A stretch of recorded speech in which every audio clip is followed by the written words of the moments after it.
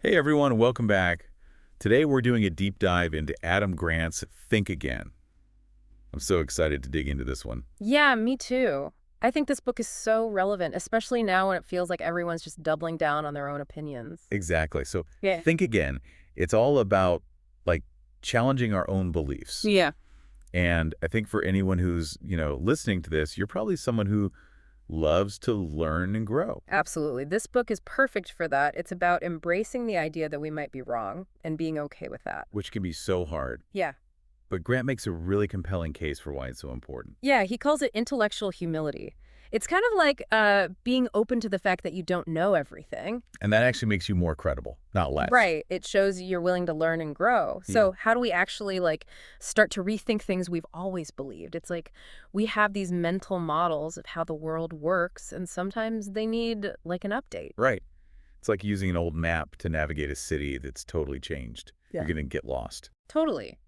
Our beliefs can be kind of like those outdated maps. We need to be willing to update them as we encounter new information and experiences. I love that analogy. Yeah. And I think one of the things that makes it so hard to update those maps is that we often fall into these thinking traps. Oh, yeah. Grant talks about this preacher, prosecutor, politician trap, which I think is so relatable. Oh, totally. It's like we become so attached to our opinions Yeah. that we end up either preaching them to everyone, prosecuting anyone who disagrees, or campaigning for them like, we're running for office. Exactly. It becomes less about finding the truth and more about just being right. Ugh, I hate when I catch myself doing that.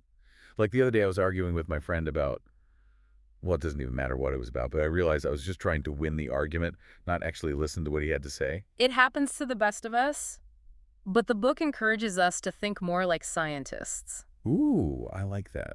What do you mean by that? Well, a scientist approaches things with curiosity, right? They're constantly testing hypotheses and revising them based on evidence. It's more about the process of discovery than being right all the time. So how do we actually shift from being like a preacher or prosecutor to being more like a scientist in our everyday lives? That's where cognitive flexibility comes in. It's this mental agility to adapt to new information, to see things from different perspectives.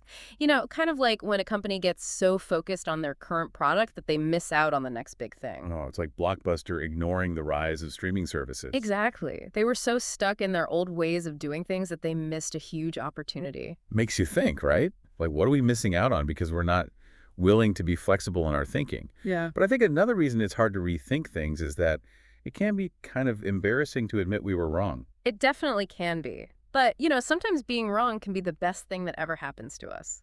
I totally agree.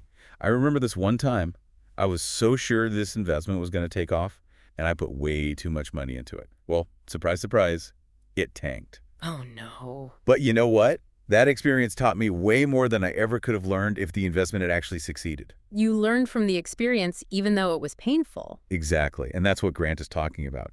Being wrong can be a gift, even though it doesn't feel like it at the time. Right. It forces us to reevaluate our assumptions and can ultimately lead us to better decisions in the future. Okay, so we've talked about rethinking on an individual level. But how does this play out when we're working with other people? That's where the idea of collective intelligence comes in. When we bring diverse perspectives together and create this environment of psychological safety, we can achieve amazing things. Of psychological safety. What does that mean exactly? It means people feel safe to speak up, to challenge ideas, to admit mistakes without fear of being judged or punished. So, like, think about a team meeting where everyone's just agreeing with the boss, even if they have doubts. That's not really productive, is it? Not at all. You need that diversity of thought, that willingness to respectfully disagree, to really come up with the best solutions. And that goes for our personal relationships too, right? Absolutely. How many times have we misunderstood someone because we were holding on to assumptions about them? Rethinking in relationships means being willing to see things from the other person's perspective, to have those difficult conversations, and to apologize when we mess up.